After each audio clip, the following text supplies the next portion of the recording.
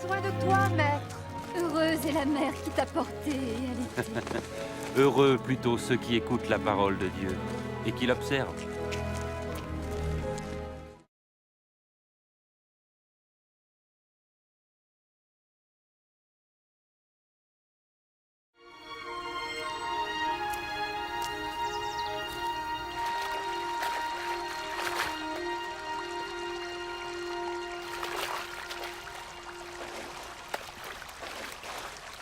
Apprends-nous à prier, comme Jean l'a appris à ses disciples. Quand vous priez, dites « Notre Père qui es aux cieux, que ton nom soit sanctifié, que ton règne vienne, que ta volonté soit faite sur la terre comme au ciel. Donne-nous chaque jour notre pain quotidien. Pardonne-nous nos offenses, comme nous pardonnons aussi à ceux qui nous ont offensés. Protège-nous contre la tentation et délivre-nous du mal. »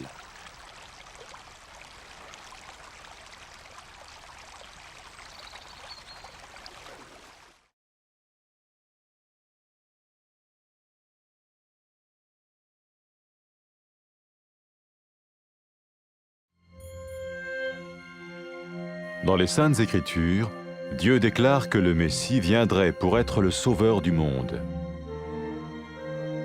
La vie de Jésus prouve qu'il est bien celui dont les prophètes avaient parlé. Ésaïe a prophétisé que la Vierge deviendrait enceinte et qu'elle enfanterait un fils. Des siècles plus tard, la naissance de Jésus accomplissait cette prophétie.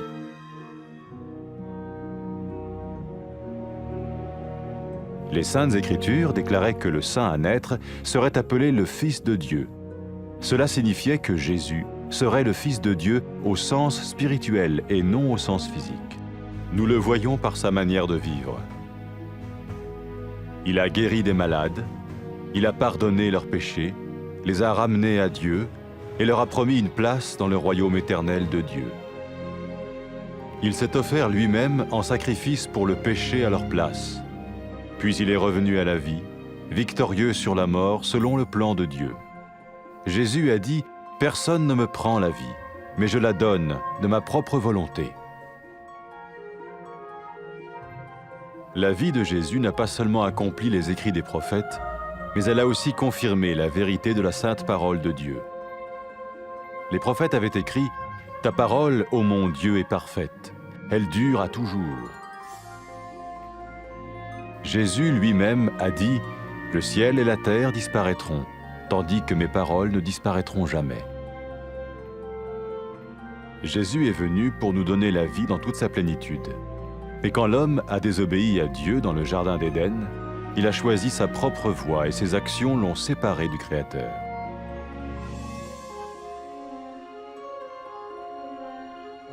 Les Saintes Écritures déclarent que tous ont péché et que le salaire que paye le péché, c'est la mort.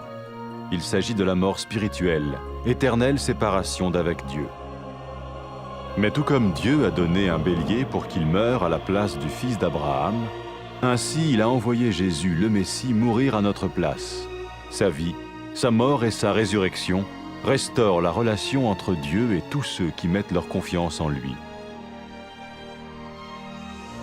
Maintenant, non seulement Jésus pardonne les péchés de ceux qui le suivent, mais il les sauve aussi du jugement éternel de Dieu. Ils sont sûrs d'aller au paradis et de vivre avec lui pour toujours.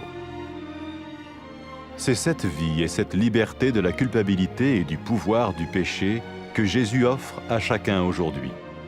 Cela ne veut pas dire suivre une religion, mais choisir d'avoir foi en Jésus qui dit « Je me tiens à la porte et je frappe.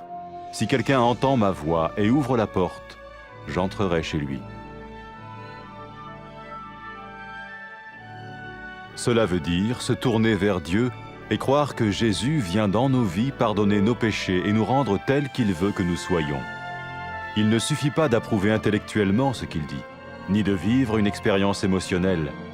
Nous le recevons par grâce, au moyen de la foi, par un acte de notre volonté. Lorsque quelqu'un est prêt à suivre Jésus le Messie, il peut lui parler par une simple prière. Peut-être êtes-vous prêt maintenant à ouvrir votre vie à Dieu. Si oui, vous pouvez vous joindre à la prière suivante, silencieusement. dans votre cœur. Seigneur Jésus, j'ai besoin de toi. Merci d'être mort sur la croix pour mes péchés.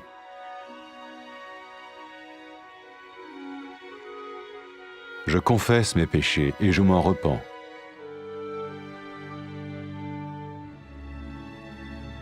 Je t'ouvre la porte de ma vie et je te reçois comme mon Sauveur et Seigneur.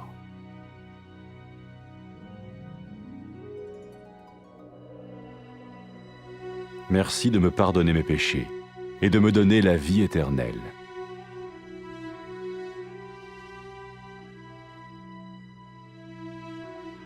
Fais de moi le genre de personne que tu veux que je sois.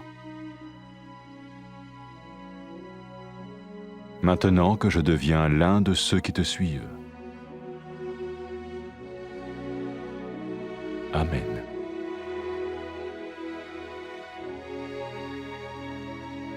Jésus a dit à propos de ses disciples, « Mes brebis écoutent ma voix, je les connais et elles me suivent. » Pour expérimenter la vie en abondance promise par Jésus, ceux qui le suivent parlent à Dieu chaque jour dans la prière et lisent ou écoutent sa parole. Ils parlent de lui à d'autres personnes et rencontrent régulièrement ceux qui l'aiment et le suivent. N'oubliez pas sa merveilleuse promesse. Tout pouvoir m'a été donné dans le ciel et sur la terre. Et sachez-le, je vais être avec vous tous les jours, jusqu'à la fin du monde.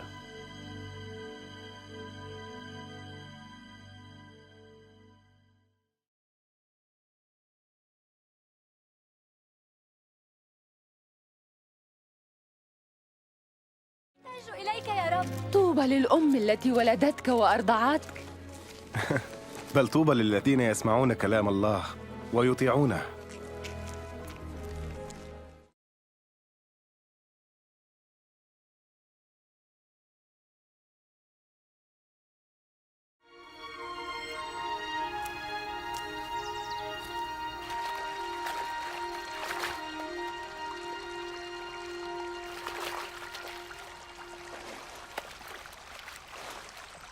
علمنا كيف نصلي كما علم يوحنا تلاميذه.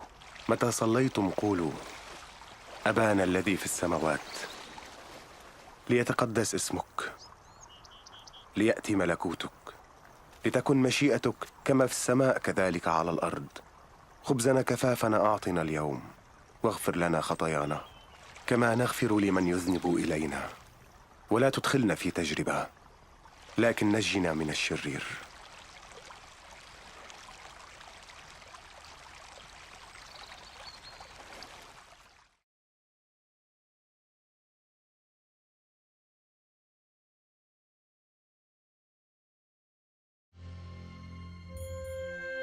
في الكتاب المقدس يعلن الله أن المسيح سيأتي ليكون مخلص هذا العالم. وحياة يسوع تقدم لنا الدلائل على أنه كان حقاً من تحدث عنه الأنبياء، فإشعياء تنبأ بأن العذراء ستحبل وستلد ابناً. وبعد قرون كانت ولادة يسوع تحقيقاً لهذه النبوة. أعلن الكتاب المقدس أيضاً أن القدوس المولود من العذراء سيدعى ابن الله، وهكذا كان يسوع ابناً لله، ليس من منظور جسدي طبيعي بل من ناحية روحية. ونحن نرى هذا واضحاً في الكيفية التي عاش بها يسوع حياته، إذ شفى المرضى وغفر خطاياهم وردهم إلى الله، واعداً إياهم بنصيب في ملكوت السماوات، ثم قدم نفسه ذبيحة للتكفير عن خطاياهم، وقام ثانية قاهراً الموت. قال يسوع عن حياته: ليس أحد يأخذها مني، بل أنا أضعها من ذاتي. لم تتمم حياة يسوع نبوات الأنبياء فقط، لكنها أكدت أيضاً حق كلمة الله المقدسة، فقد قال الأنبياء قبلاً: إلى الأبد يا رب كلمتك مثبتة في السماوات. ويسوع نفسه قال: السماء والأرض تزولان، لكن كلامي لا يزول. جاء يسوع ليمنحنا ملء الحياة، لكن الإنسان عصى الله في جنة عدن مختارا أن يحيا كما يريد، وبهذا انفصل الإنسان عن خالقه. يعلن لنا الكتاب المقدس أننا جميعا أخطأنا، ويعلن أن عقاب الخطية هو الموت، أي موتا روحيا بابتعاد أبدي عن الله. لكن كما قدم الله لإبراهيم ذبيحة كبش عوضا عن ابنه، هكذا أرسل الله يسوع المسيح ليموت بدلا عنا. وهكذا أصلحت حياة يسوع وموته وقيامته العلاقة بين الله ومن يؤمنون به.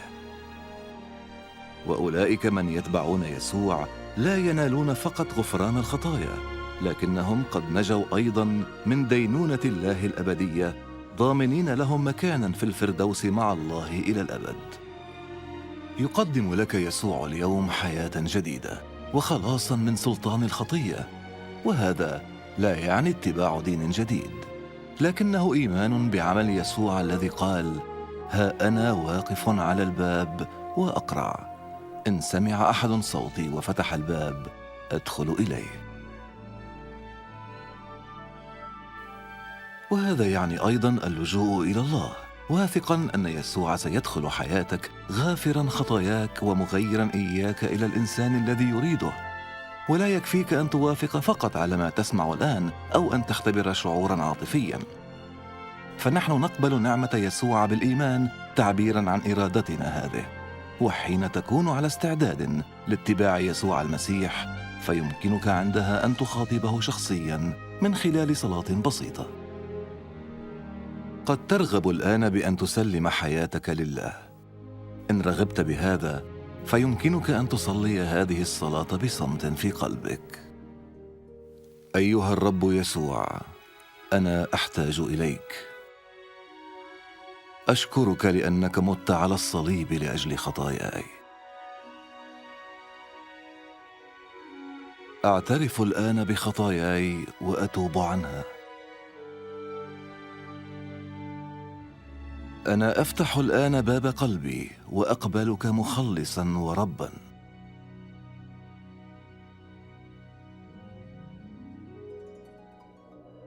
أشكرك لأنك غفرت لي خطاياي ومنحتني حياة أبدية.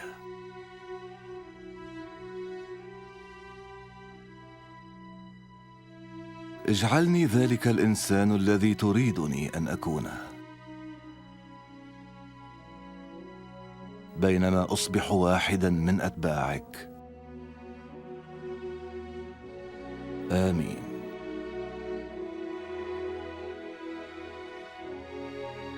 قال يسوع عمن يؤمنون به: خرافي تسمع صوتي وأنا أعرفها فتتبعني. لتختبر حياة البركة التي وعدك بها يسوع، عليك أن تتحدث إليه في كل يوم بالصلاة وأن تقرأ كلمته. أخبر عما صنعه في حياتك، والتقي بآخرين ممن أحبوه وتبعوه، وتذكر وعده الرائع: دفع إلي كل سلطان في السماء وعلى الأرض، وها أنا معكم كل الأيام إلى انقضاء الدهر.